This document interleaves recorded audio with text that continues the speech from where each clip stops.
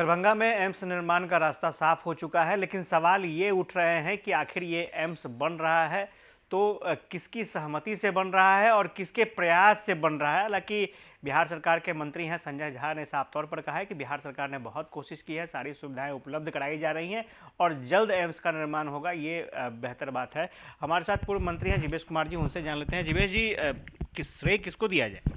देखिए, एम्स, जहाँ तक एम्स का सवाल है तो एम्स तो भारत सरकार ही देती है ना। एम्स तो पूरी संस्था भारत सरकार की है और निश्चित रूप से देश के यशस्वी प्रधानमंत्री जी ने बिहार से विशेष लगाव रखते हुए सभी राज्यों में एक एम्स है। बिहार पहला राज्य है जहाँ दूसरा एम्स दिया गया और मिथिलावासियों को दिया गया, दरभंगा केंद्र पर दिया गया।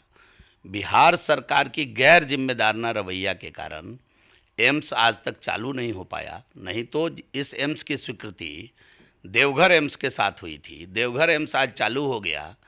अगर बिहार की सरकार इसको सीरियसली लेती, अपनी जिम्मेदारी समझ करके अपने जनता के हित में इस एम्स के काम में अगर ध्यान लगाई होती, तो मैं दावे के साथ कहता हूं कि दरभंगा का एम्स आज लोगों का इलाज कर रहा होता। श्रेय कौन लेगा? यहाँ तो श्रेय लेने के चक्कर में एम्स को डुबा रहे हैं ये लोग मिल करके, राजनीति खेल रहे हैं एम्स में। और दरभंगा की, मिथिला की जो जनता है ना, पहले से इंटेलेक्चुअल जनता है, मंडन मिश्र की धरती है, तो वहाँ लोगों को मालूम है कि ये किसने दिया और किसको इसका श्रेय जाएगा। कूदने से श्रेय थोड़े बदल जाएगा।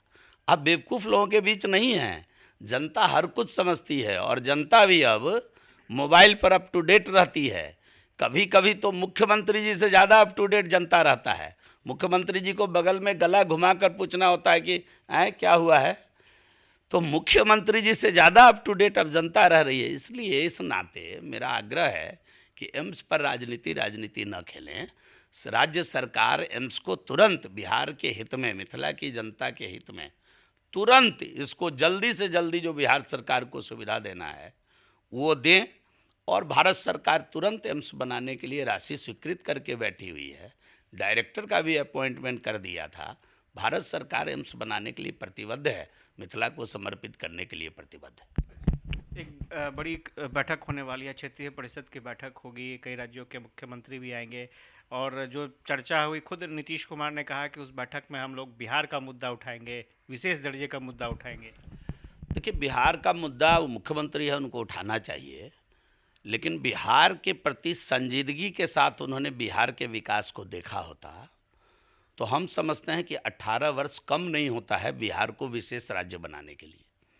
आप आज एक बात मैं बड़ी जिम्मेदारी के साथ आपके कैमरा पर कह रहा हूँ, ये बात कि आज आप ये बात लिख कर रख लीजिए, जिस दिन बिहार की महान जनता भारतीय जनता पार्टी को 18 वर्ष लगातार का शासन बिहार में दे दिया, बिहार इस देश का सबसे विकसित राज्य में शामिल हो जाएगा।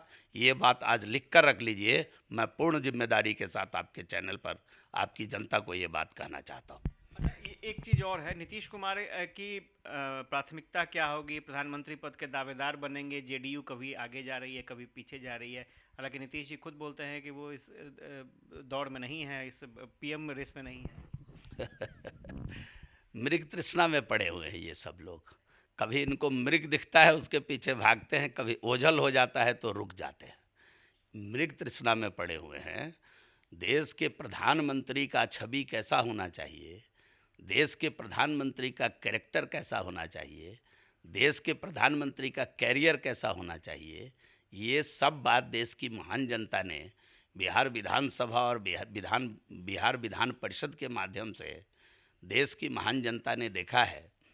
और देश के अंदर मेरे भी मुख्यमंत्री रहे, मैं बड़ा सम्मान करता हूं उनका। मैं 18 महीना उनके कैबिनेट में मंत्री रहा हूं, मैं व्यक्तिगत तौर पर उनका बड़ा सम्मान करता हूं। लेकिन अवस्था के साथ जब घर के गार्जियन भी बुजुर्ग हो जाते हैं तो कमर की चाबी निकालकर अपने बच्चों को सुपुर्द करते हैं, आने वाले पीढ़ी को दे देते हैं।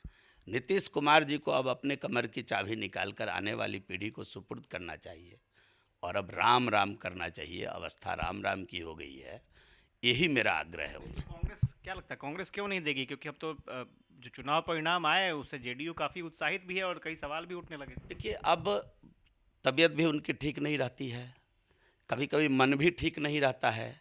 कभी बात कुछ कहना है, बोल कुछ जाते हैं। आपको खुद भी आश्चर्य हो रहा होगा विधान परिषद की बात सुनकर।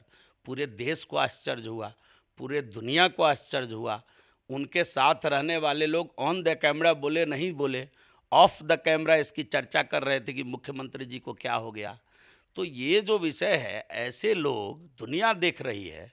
अगर ये गलती से प्रधानमंत्री के उम्मीदवार हो गए, तब तो महागठबंधन का ठन ठन गोपाल हो जाएगा। ये बात नोट करके रख लीजिए। जीवेश कुमार थे और इन्होंने साफ तौर पर बताया है कि नीतीश कुमार अब प्रधानमंत्री पद के दावेदार नहीं हो सकते हैं। कई परिस्थितियां भी बताई गई हैं बीजेपी की तरफ से। हालांकि एक बात तय है, जो क्षेत्रीय परिषद की बैठक हो रही है, बड़ी बैठक हो रही है, उस पर सबकी निगाहें टिकी होंगी। जेडीयू ने, सरकार ने अपने एजेंडे तय कर लिए हैं, लेकिन बीजेपी का साफ तौर पर कहना है कि अगर 18 सालों में कुछ बिहार को नहीं हासिल हो पाया तो इसके लिए जिम्मेदार कौन है। और सबसे बड़ी बात यह है कि बीजेपी अगर 18 सालों तक यहाँ पर शासन करती है तो बिहार विकसित राज्यों की श्रेणी में आ जाएगा। कैमरा पर्सन श्याम के साथ आशुतोष चंद्र, न्यूज़ पटना।